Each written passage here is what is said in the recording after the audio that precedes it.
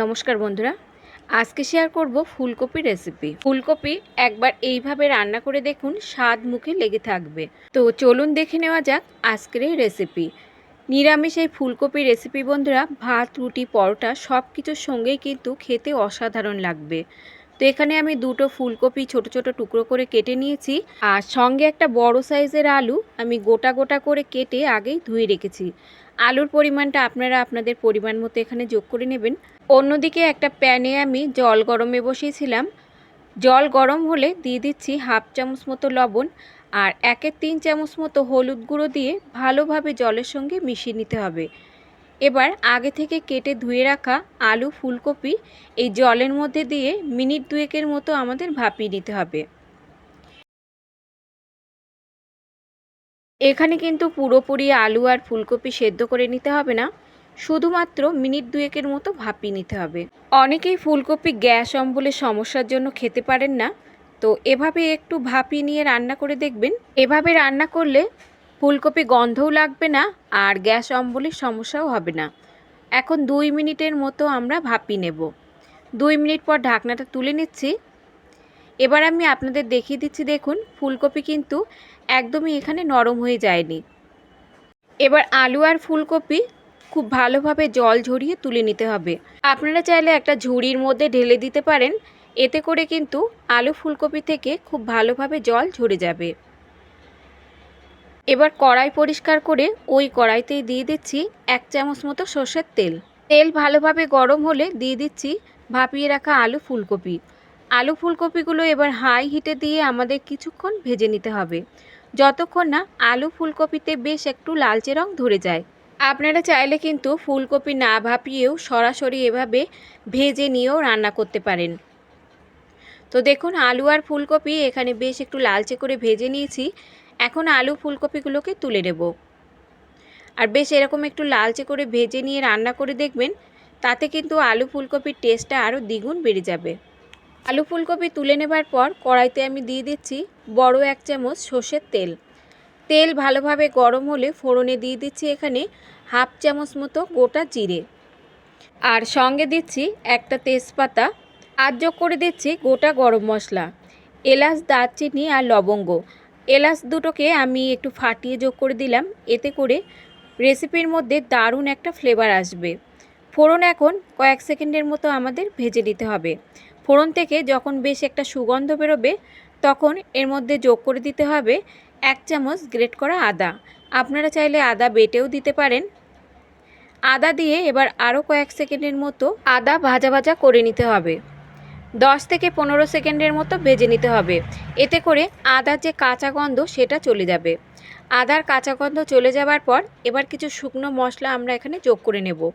দিয়ে দিচ্ছি এখানে 1 চামচ জিরে গুঁড়ো, এরই সঙ্গে যোগ করে দিচ্ছি হাফ চামচ মতো হলুদ গুঁড়ো, আর দিচ্ছি এখানে 1 চামচ ধনে গুঁড়ো, কালারের জন্য দিচ্ছি হাফ চামচ মতো কাশ্মীরি লাল লঙ্কার গুঁড়ো, আর দিচ্ছি এখানে হাফ চামচ মতো গোলমরিচের গুঁড়ো।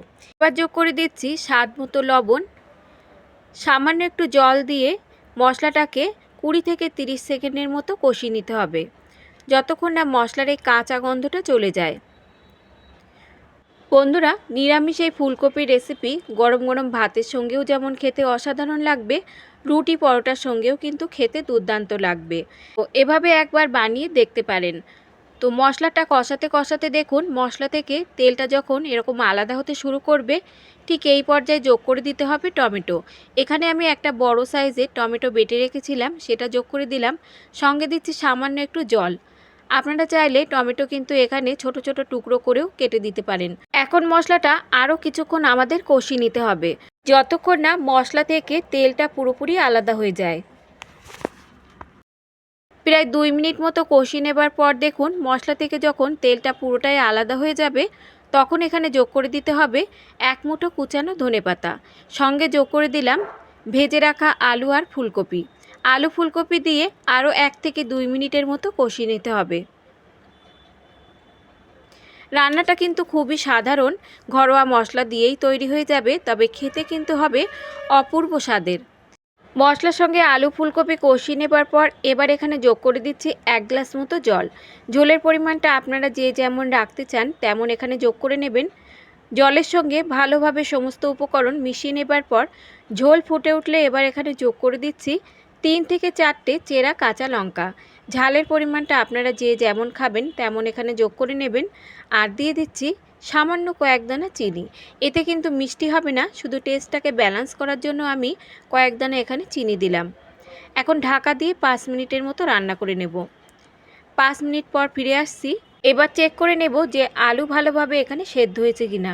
তো দেখতেই পাচ্ছেন বন্ধুরা, আলু কিন্তু খুব ভালোভাবে এখানে নরম হয়ে গেছে, আর ফুলকপিও কিন্তু খুব ভালোভাবে সেদ্ধ হয়ে গেছে। এবার কয়েক টুকরো আলু এভাবে একটু চেপে ঝোলের সঙ্গে মিশিয়ে দিতে হবে, তবে খুব বেশি নয়। 2 থেকে 3 টুকরো আলু দিলেই কিন্তু ঝোলটা দেখবেন বেশ একটু ঘন হয়ে যাবে, আর ঝোলটা খেতেও কিন্তু বেশ ভালো লাগবে।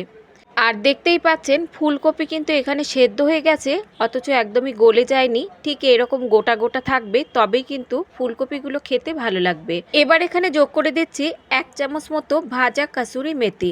শুকনো কড়াইতে কাসুরি মেথিটা আমি আগেই ভেজে রেখেছিলাম। আর সঙ্গে যোগ করে দিচ্ছি 1 চামচ ভাজা ধনে জিরের গুঁড়ো। এবার সমস্ত উপকরণ ভালোভাবে মিশিয়ে 1 মিনিটের মতো রান্না করলেই কিন্তু রেডি হয়ে যাবে দারুণ সুস্বাদু নিরামিষ এই আলু ফুলকপির তরকারি। বন্ধুরা, এখানে কিন্তু আমি আর গরম মশলা যোগ করলাম না, যেহেতু আমি ফোড়নে গরম মশলা দিয়েছিলাম। এবার হালকা হাতে নাড়াচাড়া করে মিশিয়ে নিয়ে 1 মিনিটের মতো ঢাকা দিয়ে রেখে দেব, যাতে এই মশলার ফ্লেভারটা রেসিপির মধ্যে খুব ভালোভাবে মিশে যায়। ঢাকা দিয়ে রেখে দিচ্ছি 1 মিনিটের মতো। ফিরে আসছি আমি 1 মিনিট পর। আলু ফুলকপির রেসিপি কিন্তু একদমই রেডি বন্ধুরা। এবার আপনারা গরম গরম ভাত, রুটি, পরোটা যে কোনো কিছুর সঙ্গেই এই রেসিপিটা সার্ভ করতে পারেন। তো বন্ধুরা, আজকের রেসিপি যদি আপনাদের ভালো লাগে, লাইক, শেয়ার, কমেন্টের সাথে সাথে চ্যানেলটাকে সাবস্ক্রাইব করে রাখার অনুরোধ রইল। আজ তাহলে এই পর্যন্ত বন্ধুরা, দেখা হবে অন্য কোনো রেসিপির সঙ্গে। ততক্ষণ সুস্থ থাকবেন, ভালো থাকবেন, আর সম্পূর্ণ রেসিপিটি দেখার জন্য সকলকে ধন্যবাদ।